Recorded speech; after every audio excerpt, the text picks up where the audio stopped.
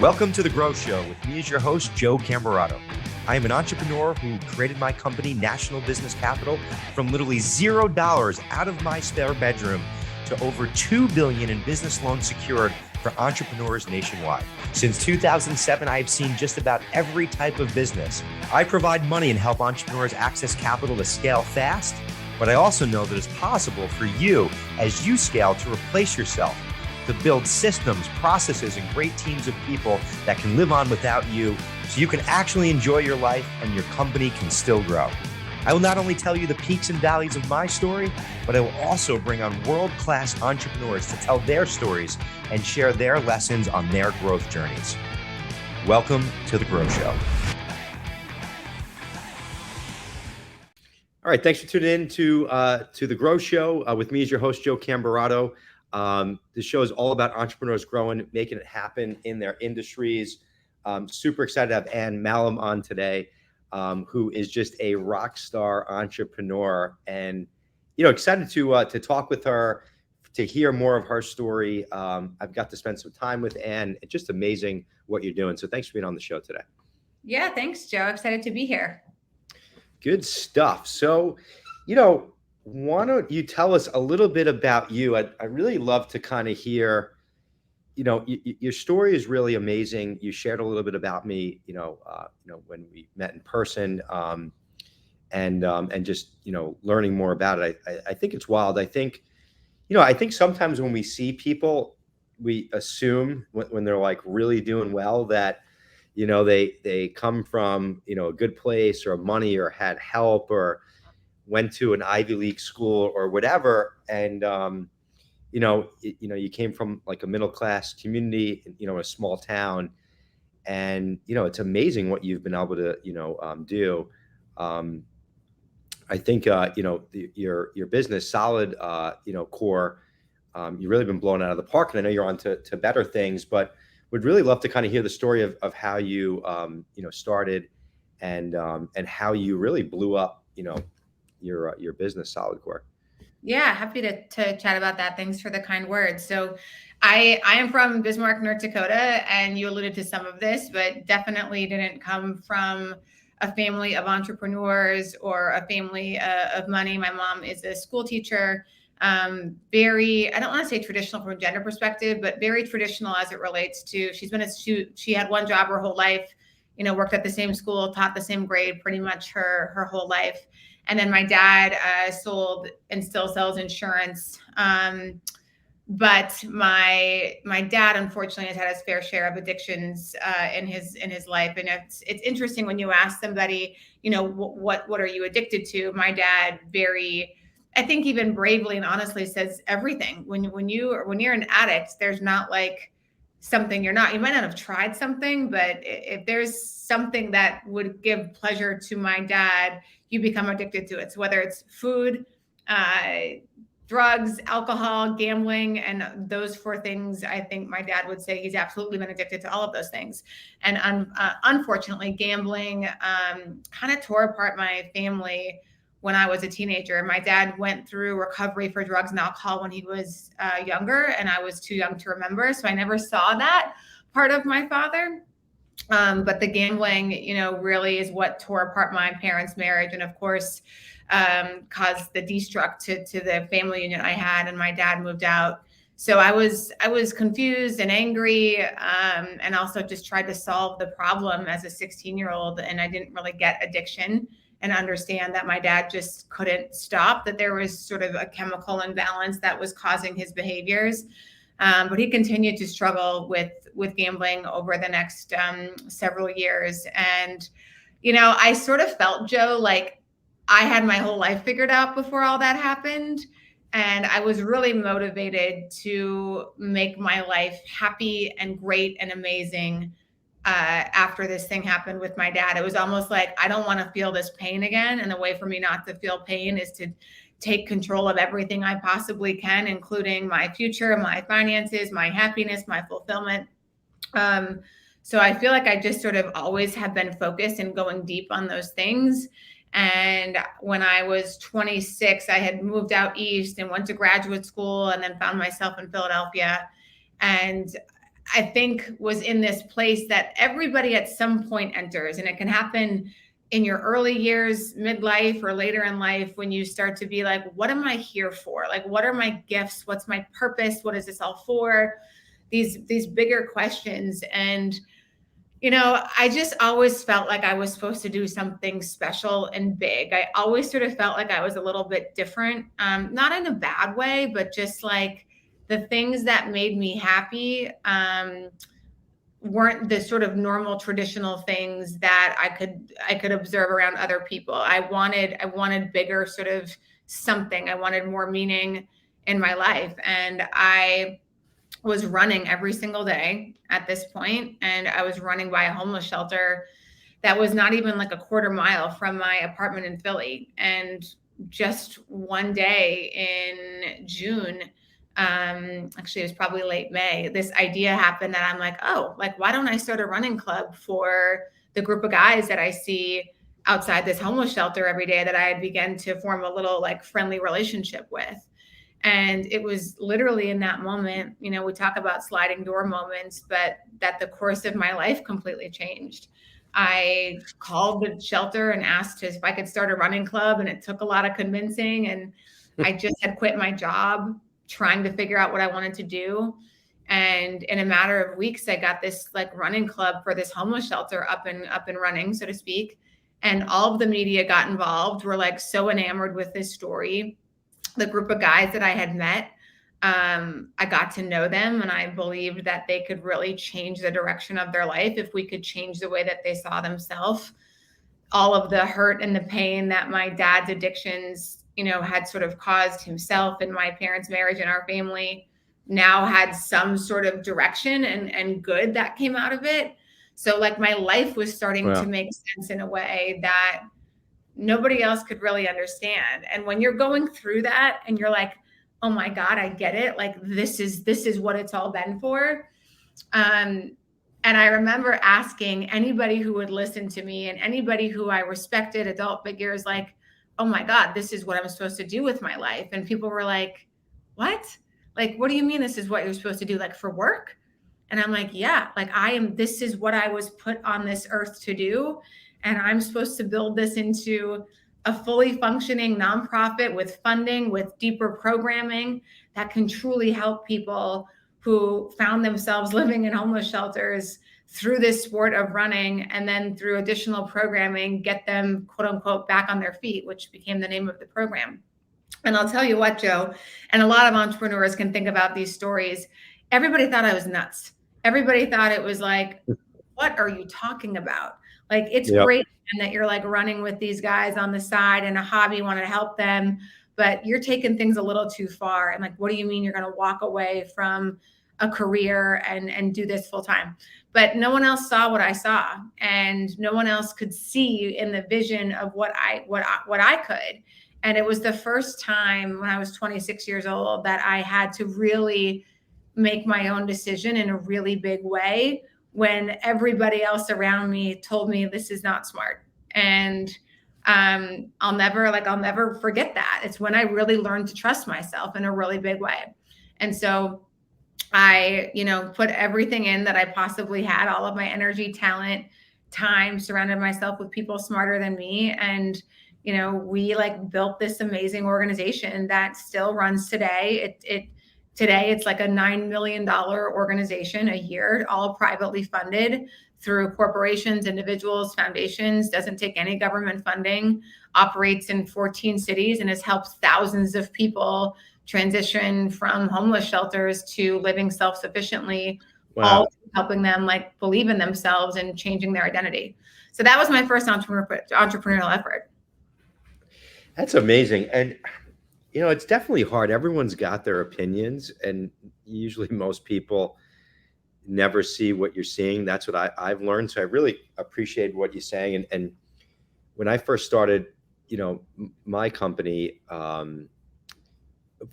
small business loans, everyone laughed at me, like bankers laughed at me, like, oh, you're going to do small business loans. And here we are now. We've done over 27,000 of those small business loans. Right. And like, and you just, it's amazing the opinions. I don't know if people are scared because they're not making moves themselves, or they're scared for you, or they just, they just don't get it. I don't know. It's always just interesting, but Well, I've done thinking about that, and it makes perfect sense to me why the people that I was asking back then gave the answers they gave. I didn't know any entrepreneurs. So I was asking my mom, my dad, people I worked with. And so when someone's never done what you're talking about doing, they're critical of it. They're not taking the path that you took. All they know is their own path and what's worked for them. So it's a really great lesson, frankly. When you're seeking advice about something, try to find somebody who's done it, because at least they'll understand where you're coming from a little bit more. If you're trying to start your own business and you're talking to people who never have done it, of course, they're going to tell you all the reasons why it won't work. They don't have the temperament for it. They don't have the experience. They don't have the guts, whatever it is. It's just a different type of person, for better or for worse. So it's a lesson that I have learned along the way is, if I got a question about finance and real estate, I ask people who are experienced, in those departments, instead of somebody who has no idea what they're talking about. Yeah, no, it's a really good call. It's, watch where that advice is coming from. And it's the truth. And I think especially, in the beginning of my entrepreneur journey too, you go to your friends and family because those are the best folks that to go to. And once I, learned that, it's funny, I did speak to some entrepreneurs, and that kind of put me on the right course to get my business to that next level. And it's really, it's a, such a true story and super important. And I think it's important, especially, I mean, for anybody, but especially if you're in business, where you're getting your information from.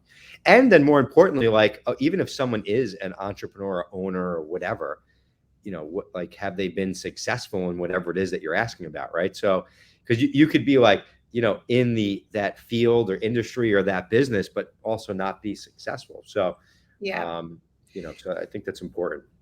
Yeah. And I think sometimes, you're absolutely right. We tend to ask people we know, and we're not asking people based on what they know. And just like you wouldn't, you would never go ask your friend how to build a house if they've never done it. But we tend to ask our friends all kinds of questions on relationships, just on opinions that really they're probably not qualified to give answers to. They can tell you what they think, but if it's not based on experience or expertise, it's sort of what's the point?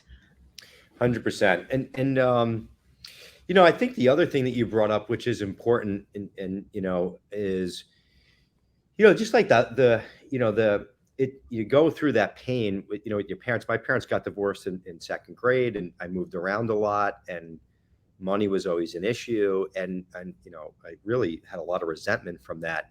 I appreciate all that today because it really made me who I am. Yeah. And it absolutely gave me the drive. Like, everything you said resonated with me. Never wanted to deal with the pain of, not having money, not having control of my life, all those things, and really taking control. And I definitely knew from a young age that I was going to go make it happen and do whatever was necessary, because I was not going to have a challenging life because of money. And I've learned now I actually really appreciate all that happened when I was younger, because it lit this fire in me that I don't know if I'd have if I didn't go through those challenging times. So I appreciate them for all of that. I hated them for it when I was younger, but now I really appreciate it. And I moved around. I went to, like, I think 3 middle schools, 3 or 4 high schools. And I hated that. And that also made me who I am. I can get along with anybody today because of that. And there's actually, like, a study or something that, like, a lot of successful entrepreneurs have, like, actually went to multiple schools or moved around or something like that. I was just reading something about this. But, just really interesting stuff. I think, and I think it's important to talk about, because entrepreneurs watching the show that are trying to grow, sometimes, like, our personal shit is what really holds us back. And you've got to really address that and address your mindset and clean up a lot of that stuff. Because, in business, it's not all like being great at business. It's sometimes just being great at controlling your emotions and yourself and getting over certain things. And there was a lot of things, through my growth journey that I've had to address personally that have helped catapult me and be better in my business. And so I think a lot of the things that we think are bad in our lives, we can use as excuses, like of why things didn't go the right way. But I think a lot of those bad things actually can be superpowers if you really think about it. So listen, I've seen plenty of people who want to be entrepreneurs, and there's a common theme that I see between them is that they haven't gone through anything hard. And the people who want to be entrepreneurs and don't ever end up making the leap are those same people. And if it doesn't mean you have to have, pain in any which way, but I can tell this and say with pretty certainty.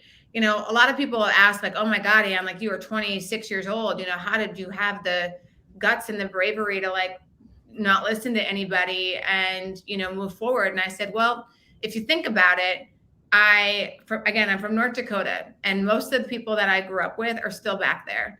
Most of the people I grew up with went to college there. I went to college in Minnesota, and then I went out to intern in DC for my US Senator, not knowing anybody, moved in with people I didn't know, brand new city, didn't know, what's this subway thing, didn't know. There was so many examples, Joe, of in my personal life where I had to figure things out.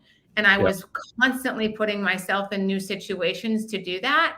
So what happens? My confidence grows. Oh, I have all of this empirical evidence and historical evidence of like, I know how to figure things out. And I trust myself to be able to figure things out. Like new things don't scare me because I'm constantly putting myself in those situations. So starting back on my feet wasn't my first time, doing something new. I had moved cities. I have lived by myself at that point. I've lived with people I never met at that point. I switched jobs. Like there was so many of those things. So and again, as you know, to be an entrepreneur, you've got to get comfortable with things that come up on a daily basis that you didn't plan for. So you have to be you have to have a temperament for that. You need to know how to change direction. You need to know how to expect the unexpected. You need to be able to manage multiple things at the same time. Like there's a lot of this stuff that just comes from someone's personality traits. So I always ask, and I really get to know the person who's the founder, and it tells you a lot about their capabilities to run a business and how they're going to actually show up when it gets hard. So it's really important in my book. And I have the same thing. I was so mad at my mom and dad back then, but it's frankly why I share a lot of my wealth with my family. Like without them, I wouldn't have been this person. Without, my dad being an addict, without the struggles, I probably never would have wanted the things that I want. I never would have, would have been emotionally driven to do the things that I do. And it gets me a lot of joy. Like I bought my dad a house. I bought my dad a car. I've given plenty of money to my mom, my aunt, my brother, my sister. And it's because of my upbringing in a big way that like I was able to achieve as much success as I have. Really good stuff. It's awesome. A lot of people won't share this type of stuff. I do, and it's cool to hear. It's cool to hear you share it. Because it does make you who you are, and it's cool the way that you've pulled it out. A lot of people go through the whole lives never actually getting, to where you are, and kind of flipping the switch of the way you look at it. So, really cool stuff. And the reality is, you got to be different to be an entrepreneur. And you said that, and I am definitely a different person. I think it takes a different type of individual to do it. It's not an easy thing. And there's a lot of adversity, a lot of challenges. You got to keep your head screwed on straight. You got to keep moving. It's nonstop, and it's not really for everybody. I think that's important. There's just too much BS, I think, on social media today, where it's like, just go be an entrepreneur. And well, not just that, Joe. It's the messages around like getting rich quick. Like there's all these things, and it's like you're talking about years. Like I'm actually really proud of how I built my net worth in the last 10 years, but like it took years and consistently showing up to saying no to other things. But like the only way it happens overnight is if you're winning the lottery. Even the professional sports players you see that get drafted and get this big contract, that's the moment you're seeing, but you're not seeing the years of dedication, work, commitment to that point of getting that good, constantly choosing to, play basketball or whatever every single day, night, weekend, off season, you name it. So the people who really make it are those folks who are highly committed on a consistent basis to doing what they're doing. And there's no shortcut to that. And through social media has created, that misnomer out there. And it's like, that's just not the way that it works. I mean, good luck, man. Like, go ahead. But, Yeah. But I started this thing 15 years ago, like right. out of my bedroom, and super proud of where we are. We're in an Right. amazing place, but it's been 15 years. Like, it takes time to build something, to build a brand, it just doesn't, happen overnight. And I continue to improve and make things better and shift directions and, everything. You want to know what you'll find interesting, Joe, is what you just said. Like, I got in a major jet ski accident, 3.5 years ago, and could have easily lost my life, and for sure thought I was going to lose my leg. And the biggest lesson I learned from that is what you and I just talked about with how long success takes. Man, you snap your fingers and a car crash happens. It can all be taken away in the blink of an eye, but you can never get it in the blink of an eye. Like, it's so much effort, consistent work to make sure you're building. I mean, think a relationship, anything, right? It takes years, but it can all go away so quickly. 100%. That's why, you got to be grateful for what you got going on, where you're at, and everything, around you, because it definitely can change fast. And I've, experienced it, starting and then going to the 08-09 recession. I mean, I was just getting started, but, COVID, I mean, my whole business stopped, and I'm sure yours did as well, tied to, people coming into a gym, and you can do all the things right, and then life happens or something happens that's just out of your control. It doesn't. Yeah. But Joe, think about that from your sake, right? I'm sure you had the same mentality when COVID happened. There's a lot of businesses that didn't make it, and I don't know all of their stories or whatever else, but I can remember on day 2 when we shut down, and they maybe even the next day after, our team, hundreds of people on this phone call, and I was just like, we will get through this. There is not a doubt in my mind. I need you guys to trust me. It's going to be a little bumpy, but my goal is to make sure you guys have a job to come back to. And if there's anybody you want on your team in the middle of a crisis, it is Ann Mahlum. And I had no qualms. I asked for the trust because I knew that I would be able to deliver. And there was just nothing that was going to take what I had worked so hard. I mean, COVID happened 2020. So we were 6.5 years into building solidcore. It was it was everything to me. There's no way that 100%. It was going to take from me. No way. No, I love it. I think I might have had the same conversation. I swear to God. I mean, and it was the truth. And I basically said the same thing. Like, I don't know what to expect, and this is going to be crazy.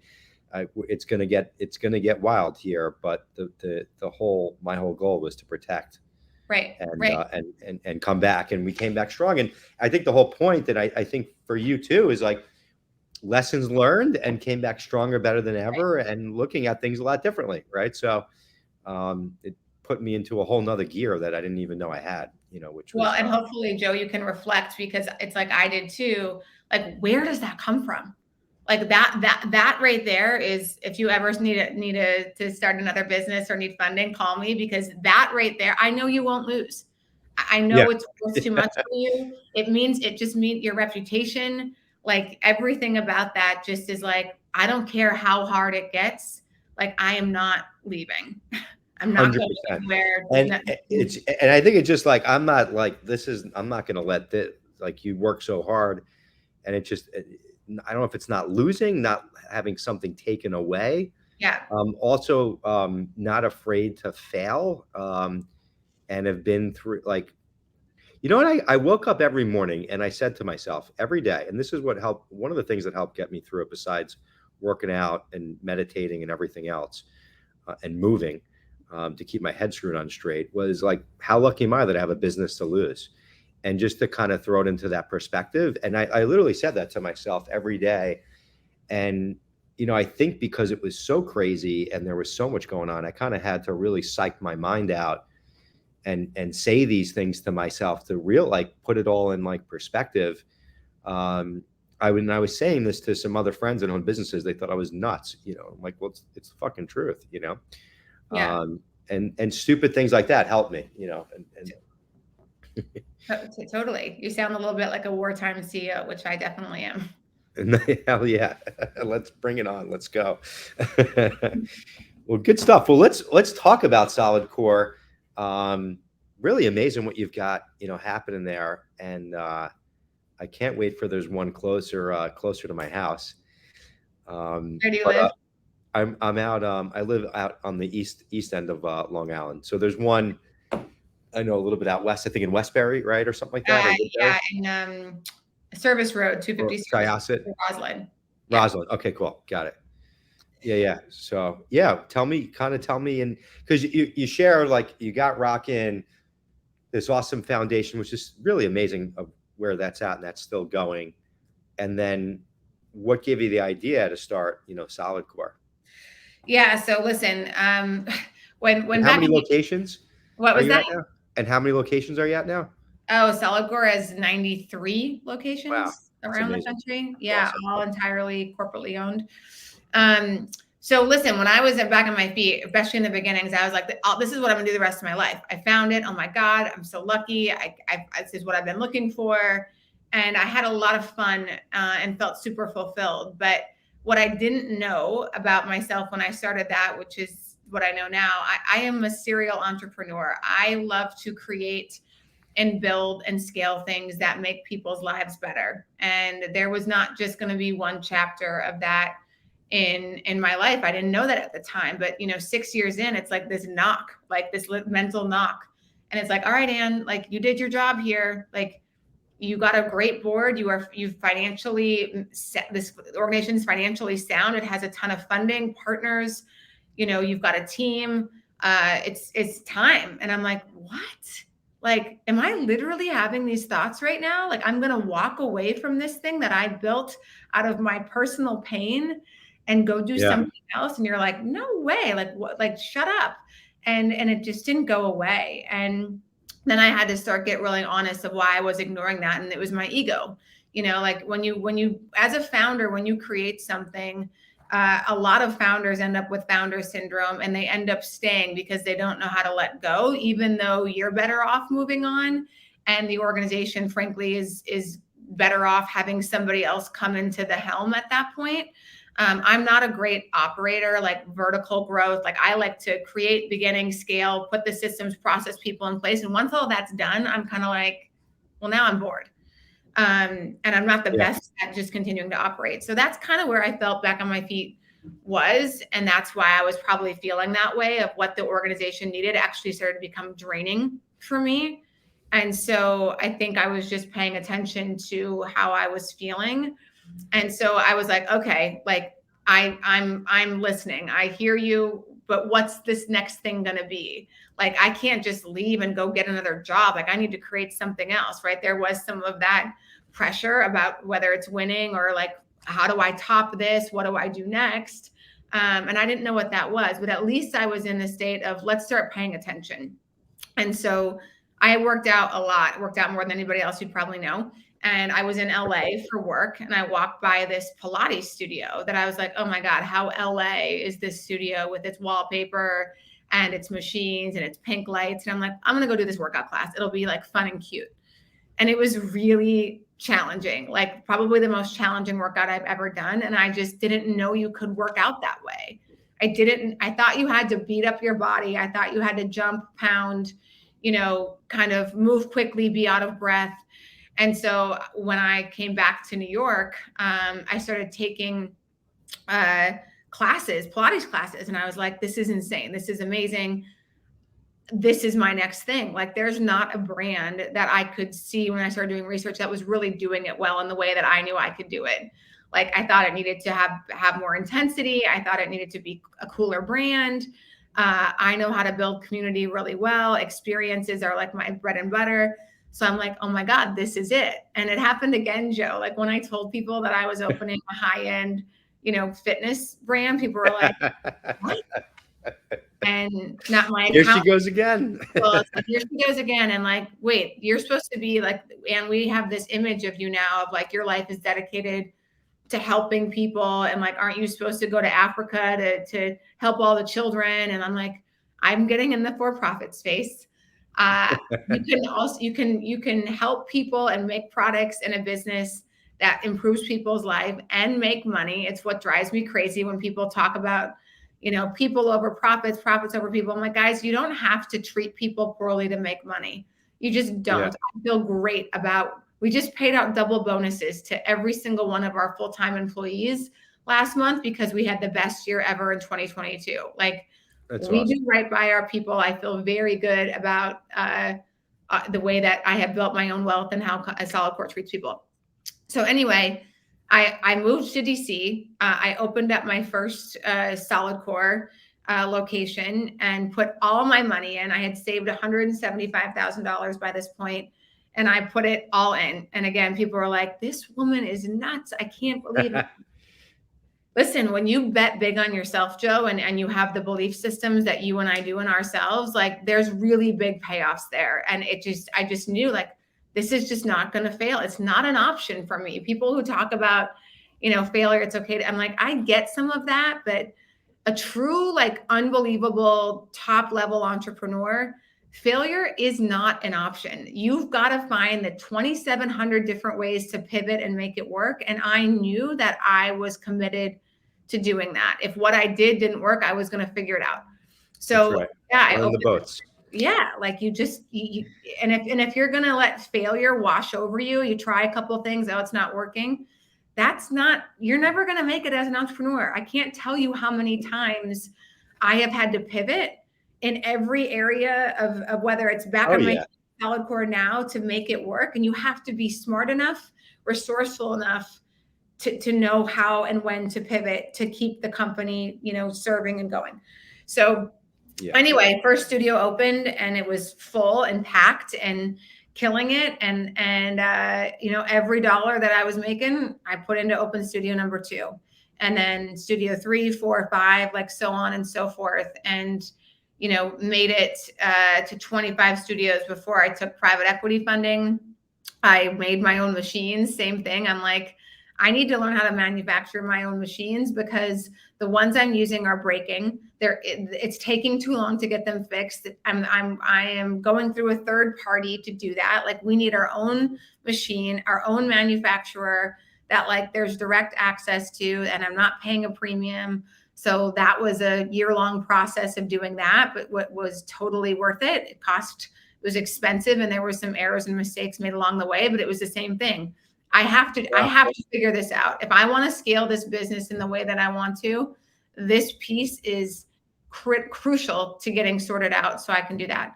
So yeah. And then, I've raised 2 rounds of private equity. I was hoping to step down as CEO in 2020. I was hoping to sell the company. We hired bankers. Everything was looking good. And then COVID happened. And then, of course, I stayed on, through April 2021 to just make sure the company, I was leading it through this crisis. And we were able to raise 50 million of private equity in February of 2021. And with that deal, I was very adamant that, like, my COO, who's extraordinary, who they got to know really well, was going to step in as CEO so I could move into the exec chair role and, start to be the coach more than the quarterback. Yeah. Because listen, guys, if you're starting a company and you're the one that makes it work, at some point, if you want to sell it and you're the person that's still at the helm, like, you're going with to the next buyers. And I didn't want that for myself. I wanted to make sure the company was set up, had a great management team, and that I was free to start to explore what's next in my life. Good stuff. That's awesome. I love the story, and I love how you powered through it. And I love how, you bet in yourself. It's, and you're all in, and I think that's like the biggest takeaway from this day is, like, you got to be all in. Like, if you're not all in, it's just not going to work. And you got to keep changing and making it happen. And I've pivoted and changed so many times, in my business. And I think the ones who do that, those are the ones who are successful. I mean, it's just impossible not to. And things are just changing way too fast today. Yeah. You want to know what interesting, my boyfriend and I've been dating 6 months now, and he came out of a relationship. There's a relevancy to entrepreneurship. Trust me. but he came out of a relationship, beginning of last year, and had his heart broken. And I also had my heart broken. And, we had this sort of like come to Jesus moment in our relationship in the last few weeks, because there was 5% of just like, in case this doesn't work out, let me keep 5% of doubt over here. Just so I don't feel like a fool if I get my heart broken again, just so I feel like I'm not all quite in. And you almost can convince yourself you're being smart. And people abuse with it. And so obviously we both had to really be vulnerable, and and it's just like our relationship has completely just, we both feel this major difference, instead of trying to protect our own hearts, of just trusting that we have to trust the other person, and you have to go all in. Otherwise the relationship is never going to be what it needs to be in order to succeed. And there's no difference with that with business, Joe. Because people are so afraid of rejection and failure, right? So what we normally do, we put one foot in and we keep one foot out, just so we're able to say, oh, well, I never was really all in anyway. Oh, well, it's the economy. Oh, well, we want an excuse in the back pocket in case it doesn't work out. And I can guarantee you, if you're playing that card and you're tiptoeing in and you think you're 70% in, your business is not going to work. You just have to go all in, and you need to commit to it, and you need to be entirely focused. And that is, when you think about the people who make it through the tough stuff, it's the people like you and I who just said during COVID, I don't care what the fuck, sorry if I can't swear on your podcast. I don't care. I don't care what it is you throw at me. It's, I'm going to make it. And when you have that mentality, it usually works out. Really, really good stuff. Well, speaking of all in, what's next, and what are you going all in on, next? Yeah. So I'm starting a new fitness company, which I never thought I would say. But yeah, so it's called Ambition. We're opening 3 locations in New York, Brooklyn Heights, in March, like March 17th, and then 2 more in April, Flatiron and Chelsea. So the concept is it's a dual studio concept where you've got 4 different workouts. The problem that we're solving is, again, I'm pretty sophisticated in the workout space, and a lot of the workouts that we go to are just mainly about, you moved your body today and that's great. And there's not a lot of sophistication behind what you're trying to achieve with your fitness, wellness, aesthetic, performance, whatever. So we are taking the boutique fitness industry and like sophisticating it, if that's the word, sophisticating it, putting sophistication behind it. The reality is, we've gotten so far away with this. People are working out for a particular reason. Either you want to lose weight, you're trying to gain more muscle mass, you're trying to improve your endurance, you're trying to improve your muscle tone, like all of these different types of things. And a lot of the boutique fitness, isn't talking about that. They're just like, for example, if you go to Barry's, oh, what should I do first, the treadmill or the floor? It's like, well, whatever's open. Well, that's not a really helpful answer. If I'm trying to lose weight, you do your cardio first and then you go lift, right? If you're trying to get more bulk or you're trying to build muscle, you lift first and then do cardio. Yep. So there's just this lack of education out there in the boutique fitness world. So we're keeping all of the great things about it. The space is unbelievably beautiful. The community, the experiential brand, the client services, our head of client services comes from solidcore Disney and like completely understands, that aspect of how to treat people. But we're going to help you achieve the goals that you want to achieve in our workouts with athletic conditioning, strength. We have a hot athletic yoga and then a deep recovery stretch workout are going to help you like achieve the results that you're looking for. Our entire talent and our head of talent and product, is an MMA fighter. She's got her advanced degree in exercise science. She's been working in this space for a long time, and she's pumped to finally be part of something that is focused on really helping people understand how their workouts are lining up with their goals. I don't know about you, but again, for years of my life, I was working out all the time, and I would look in the mirror and be like, I do not look like a person that spends as much time on their fitness as I do. And I was just running every day. I was not doing strength training. I didn't understand it. So there's just a lot of people are willing to put in the time and the effort and the money. And there's a lot of frustration out there with people not seeing results in the way that they want to see them. So we're going to solve that problem. That's awesome. That makes complete sense. It's exciting. And I'll ask you again, if you want to put one out in the east end of Long Island, I'd love to show up. That sounds awesome. Really, really cool. I mean, you've got all these great things that you've done. You're on to, some new great things. What's, leave off on this, like what's left for you to, accomplish? Because it's definitely safe to say that you've kicked ass in business, and much respect to you there. Yeah, that's sweet. Thank you. I appreciate that. I mean, listen, if you're an entrepreneur, you're also somebody who loves to learn and grow. And I love to read. I've just started my own podcast, which I'm loving. It's all about how to. So we're teaching people how to do specific things, and really honing in on action steps from people who are experts in their space. Starting my book next week, actually, hoping to get that done and out by the summer is the goal. So there's just, a lot of those things, and, maybe even pushing a little bit more into my personal life. I feel, even though I've been in relationships over the years, it's always taken a bit of a back burner to my career. And I feel like I'm finally entering a place, a little bit of a late bloomer as a 42-year-old, of like really making that more of a focus in my life and thinking about what family means to me. So just allowing some other things besides business and entrepreneurship to have some space in my life. Well, good stuff. And it's never too late to do anything. So yeah, really, really good stuff. And it's awesome. And really cool hearing your story today. Thank you, everyone. Thank you for, being on the show today. I look forward to, I think I'm working on with my team to be on your podcast. Yeah. So Yep. excited to show up and tell people how to do something. And I'm sure we'll have to narrow the list down to keep you focused. Yeah, please do. Otherwise, I'll be all over the place. No, I just said that you've done a lot, Joe. Like you've been super successful for yourself, so you can teach a lot of people a lot of things. Cool. I appreciate that. Thank you. And same to you.